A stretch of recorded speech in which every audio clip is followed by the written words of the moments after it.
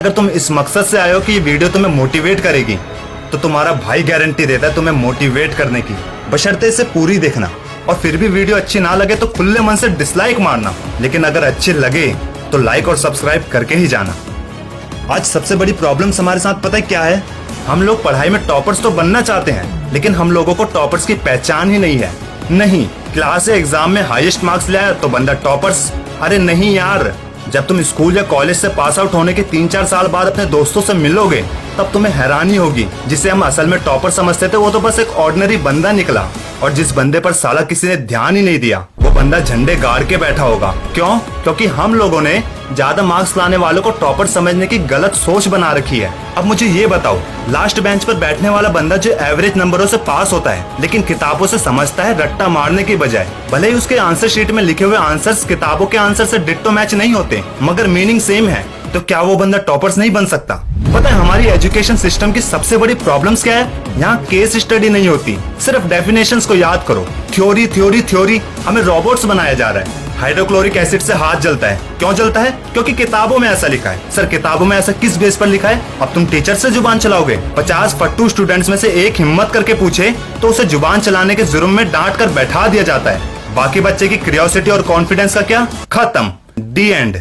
और एक फर्स्ट आने वाले स्टूडेंट से आंसर पूछने पर उसका डिट्टो सेम किताब वाला आंसर देने पर उसे शाबाशी दी जाती है। क्यों, कब, कैसे पूछने वाले को तो लोग बस फुद्दू या डम ही समझते हैं। पर मैं कह रहा हूँ, तुम किसी के फुद्दू समझने से क्यों, कब, कैसे सवाल पूछना बंद मत करना, क्योंकि ये छोटे छोटे क्वेश्चन ही तुम्हें कामयाबी तक ले जाएंगे। और मैं अपनी हर स्टडी मोटिवेशनल वीडियो में कहता हूँ, क्लास या कॉलेज के मार्क्स से तुम्हारा फ्यूचर डिसाइड नहीं होगा। बाहर की दुनिया बहुत बड़ी है भाई, वहाँ तुम्हारी काबिलियत और तुम्हारा अनुभव जज करेंगे। क्या खूब कहा है किसी ने, a single piece of paper can not decide our future. और एक बात भाई, इंटेलिजेंट बंदा वो होता है जिसका आईक्यू ज्यादा होता है, और ये साइंटिफिकली प्रूव्ड है। क्लास में फर्स्ट आने वाले स्टूडेंट्स से ज्यादा आईक्यू एवरेज स्टूडेंट्स का होता है। मैं ये बिल्कुल नहीं कह रहा कि तुम क्लास में फर्स्ट आना जानबूझकर छोड़ दो। अरे जो पढ़ रहे हो उसे समझो, और फिर एग्जाम में जितना समझ में आया उसे लिखो। फर्स्ट आना या सिर्फ पास होना ये नियति पे छोड़ दो। मेरा यकीन मानो, ज्यादा शीट भरने से ये बिल्कुल साबित नहीं होता कि वो बंदा इंटेलिजेंट है।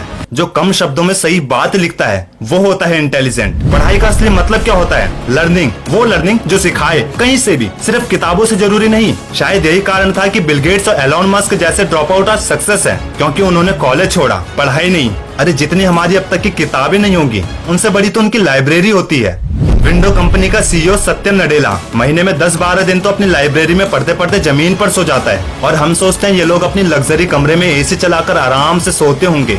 एक बात बोलूं, भले ही सुनने में थोड़ी कड़वी लगे, पर याद रखना, आज अमीर और अमीर इसलिए नहीं हो रहा क्योंकि उनकी किस्मत के ताले खुल गए या फिर उन पर लक्ष्मी मेहरबान है। वो अमीर इसलिए हो रहे हैं क्योंकि वो अपने काम की स्पीड दुगनी करते जा रहे हैं, और हम गरीब लोग टूटकर बिखरे हुए हैं। अमीर वर्सेस गरीब के अंतर में बहुत जल्दी मैं एक वीडियो बनाऊंगा, लेकिन इस वीडियो के अंत में बस इतना ही कहूंगा, जब जब तुम पढ़ने की सोचोगे, तुम्हें हर बार अपने मन पर बेरहमी से अत्याचार करना होगा, क्योंकि इतिहास साक्षी है, पढ़ाई और मन की एक साथ आपस में कभी नहीं बनी। तुम्हें इनमें से किसी एक को चुनना होता है। यही चुनाव हमें टॉपर्स और फेलियर्स बनाते हैं, और जबकि हम ये अच्छे से जानते हैं कि इन दोनों में से कौन सी चीज हमारे लिए फायदेमंद है। पर मन पे काबू पाना इतना आसान है क्या?